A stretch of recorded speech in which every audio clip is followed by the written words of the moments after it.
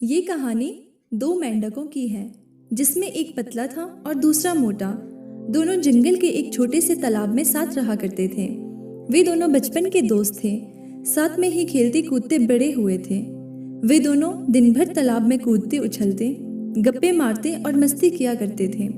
उन दोनों को ही तालाब के आसपास के इलाकों में नई नई जगहों पर जाकर घूमना अच्छा लगता था। एक दिन साथ में घूमते हुए दोनों जंगल के बाहर वहां उन्होंने देखा कि एक वाला अपने गाय से दूध निकाल रहा था। उन्होंने कभी भी किसी को ऐसे दूध निकालते हुए नहीं देखा था।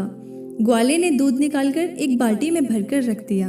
वे दोनों उस दूध को देखकर बड़े आश्चर्य में थे, क्योंकि उन्होंने आज से पहले यह कभी नहीं देखा था। उन्होंने तो जंगल में केवल तालाब का गंदा पानी ही देखा था। कुछ देर सोचने के बाद उन दोनों ने डिसाइड किया कि इस सफेद पानी में तैरने का मजा ही कुछ और होगा। यह सोचकर उन दोनों ने एक साथ बाल्टी में छलांग लगा दी। वहां जाकर वे देखते हैं, अरे वाह, सफेद पानी! हमने तो यह पहले कभी नहीं देखा। यह क्या चीज होती है? दोनों को मजे करने तो पसंद थे ही। वे दोनों वही मस्ती करने लग जाते हैं। वे तैर रहे होते हैं, कभी वे गोता मार रहे होते हैं, कभी उससे बाहर निकल रहे होते हैं। खूब उछल कूद करने के बाद, पूरे मजे करने के बाद, वो जो मोटा वाला मेंढक होता है वो कहता है, चल यार, अब घर जाने का टाइम आ गया है, जंगल वापस चलते हैं। वो मेंढक भी कहता है, हाँ यार, चल वापस चलते हैं। वे दोनों बाल्टी से बाहर छलांग लगाने की कोशिश करने लगे, पर वह बाल्टी बहुत बड़ी होती है। वे छलांग लगा नहीं पाते। वे दोनों बाल्टी के किनारे जाकर बाल्टी की दीवारों से छलांग लगाने की कोशिश करते हैं, पर वे देखते हैं कि वहां बहुत ज्यादा फिसलन है।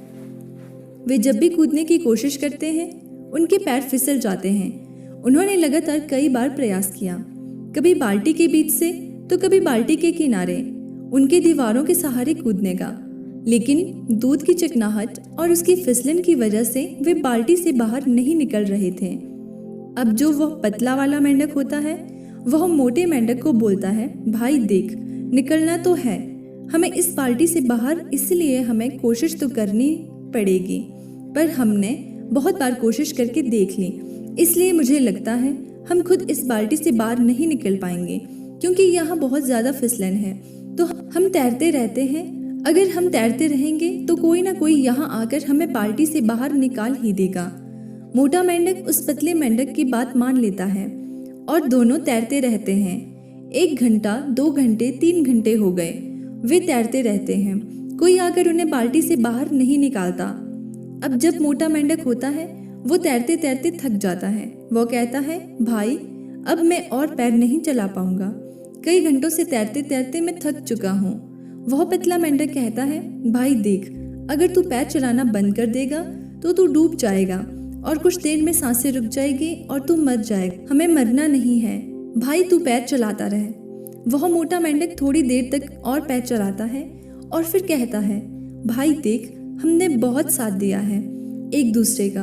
हम दोनों बचपन के दोस्त हैं, आपस में बहुत मस्ती की, हंसी ठिठोली की, हमेशा साथ रहे, लेकिन मुझे लगता है कि आज यह सब खत्म होने वाला है।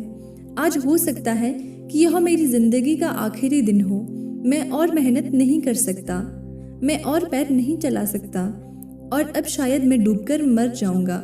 और उस पतले मेंढक की आंखों के सामने उसका वो बचपन का दोस्त डूबकर मर जाता है। यह सब देखकर वह पतला मेंढक और ज्यादा तेजी से पैर चलाने लगता है। उसके अंदर आग लग जाती है कि अब कैसे भी करके मुझे इस बाल्टी से बाहर निकलना है। मुझे हार नहीं माननी। अगर मैंने भी हार मान ली तो मैं भी मर जाऊंगा। उसकी आंखों से आंसू निकल रहे हैं और अब और तेज पैर चलाने लग जाता है।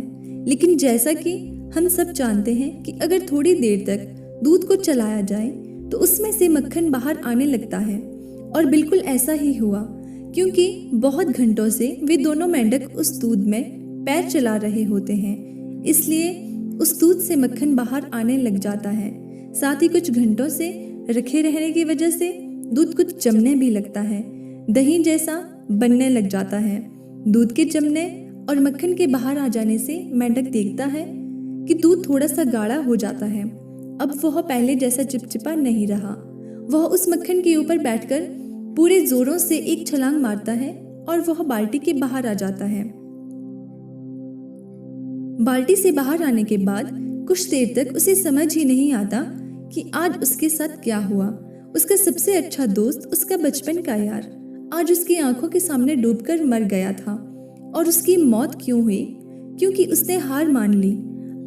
अगर वह भी थोड़ी देर तक और पैर चलाता रहता, हार ना मानता, तो आज वह भी जिंदा होता। वह पतला मेंढक बाहर निकलने के बाद जंगल जाता है। जंगल में जाने के कुछ दिनों के बाद वह मेंढक एक लेडी मेंढक के साथ शादी कर लेता है। शादी के बाद उसके बच्चे होते हैं। वह अपने बच्चों के नाम अपने उस मोटे दोस्त के नाम पर रखता है और बच्चों को रोज शाम को वह पतला मेंढक यही कहानी सुनाता है कि मेरा एक मोटा दोस्त हुआ करता था जिसके साथ मैं पूरे जंगल में घूमा करता था। हम सुबह से शाम तक खेला करते थे। एक दिन हम दोनों एक बाल्टी में गिर गए जिसमें दूध था और मेरा जो दोस्त था उसने हार मान ली।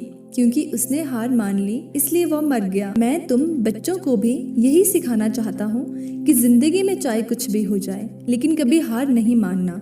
अगर तुम लोगों ने हार मान ली तो तुम्हारा भी वही हाल होगा जो मेरे दोस्त का हुआ। दोस्तों, इस कहानी से हम सीख सकते हैं कि दूध का दही जरूर बनेगा लेकिन उसमें वक्त लगता है और अगर हमने वक्त से पहले हार मान ली तो हमारा भी वही हाल हो सकता है। हो सकता है हमें जिंदगी में अभी वह सब ना मिला जो हम चाहते हैं, लेकिन लाइफ में मिलता उन्हें ही है जो कभी हार नहीं मानते।